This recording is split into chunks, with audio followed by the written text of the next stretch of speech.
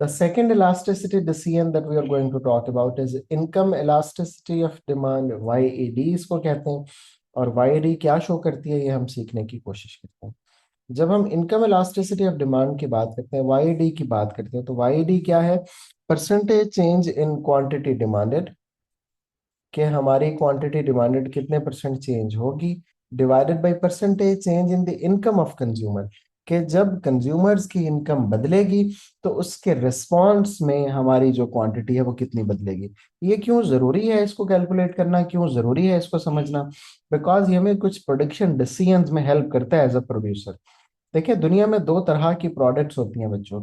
एक को हम इंफीरियर गुड्स कहते हैं। ये वो गुड्स हैं जब हमारी इनकम बढ़ती है तो हम इनको खरीदना कोई ज्यादा पसंद नहीं करते। जैसे बार फोन या सस्ते वाले फोन, जब हम इनकम बढ़ती है तो हम उनको खरीदते नहीं है।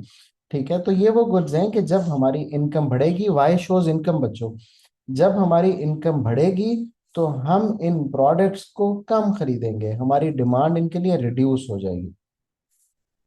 और दूसरी जो है वो है नॉर्मल गुड्स। नॉर्मल गुड्स वो वाली गुड्स होती हैं कि जब हमारी इनकम बढ़ती है तो हम उनको पहले से ज्यादा बाय करते हैं।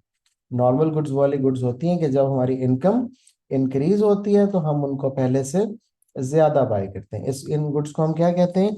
हम इनको नॉर्मल गुड्स कहते हैं। तो यहाँ पे हमें प्रोडक्शन डिसीजंस में हेल्प करते हैं। आपको पेपर में जब सवाल मिलेगा तो वो आपको इकोनॉमी के बारे में बता रहा होगा कि वेदर जीडीपी इज राइजिंग और फॉलिंग, इकोनॉमी की इनकम के साथ क्या हो रहा है, पर कैपिटा इनकम के साथ क्या हो रहा है।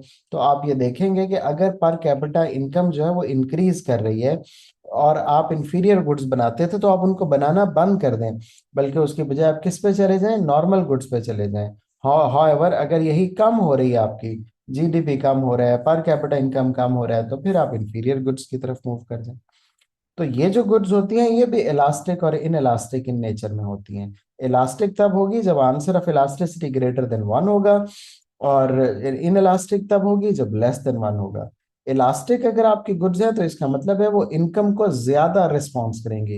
इलास्टिक का मतलब क्या है? कि मोर रिस्पॉन्सिव है। किसको रिस्पॉन्सिव है? इनकम को मोर रिस्पॉन्सिव है। और इन इलास्टिक का मतलब है कि लेस रिस्पॉन्सिव है। तो इसका मतलब ये भी है कि अगर आपकी goods in elastic in nature में है, इन इलास्टिक इन नेचर है, तो इसका ये भी मतलब है कि बहुत आपको ज्यादा हाई रिस्पांस देने की जरूरत नहीं है, क्योंकि आपके गुड्स तो इन एनी केस जो भी उनकी सिचुएशन है बहुत थोड़ा उन पे फर्क पड़ेगा। और अगर हाउएवर इनकम को इलास्टिक है आपकी प्रोडक्ट, अगर उनका आंसर ग्रेटर देन वन है, वेदर दे आर इंफीरियर और नॉर्मल वट एवर जो भी है उन दोनों में से, तो इसका मतलब है कि वो ज्यादा रिस्पॉन्स करेंगी। तो आपको फिर इनकम को उतना ही ध्यान से देखना पड़ेगा, उतना ही ध्यान से जो है वो कैलकुलेट करना पड़ेगा। ये बात आपने याद रखनी है आंसर को कैलकुलेट करते वक्त। पीईडी में तो आंसर हमेशा नेगेटिव आता है, लेकिन यहाँ पे इंफीरियर गुड्स को कैलकुलेट करते वक्त आंसर हमेशा नेगेटिव में आएगा, और नॉर्मल गुड्स को कैलकुलेट करते वक्त आंसर हमेशा पॉजिटिव में आएगा।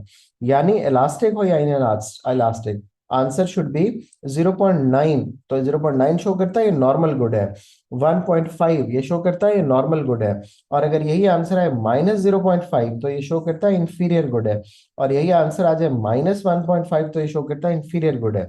तो अगर माइनस में आंसर आए, ग्रेटर देन वन हो या लेस देन वन, इससे कोई कंसर्न नहीं है। अगर माइनस में आंसर आए तो वो इंफीरियर गुड है, और अगर पॉजिटिव में आंसर आए तो वो एक नॉर्मल गुड है। और डिसीजन आपने हमेशा याद रखना है कि किस बेस पे आपने करना है, कि क्या आपकी प्रोडक्ट नॉर्मल है या इंफीरियर गुड है। उसकी बेस पे बिजनेसेस अपने प्रोडक्शन डिसीजंस करते हैं और ये डिसाइड करते हैं कि what to make, what not to make.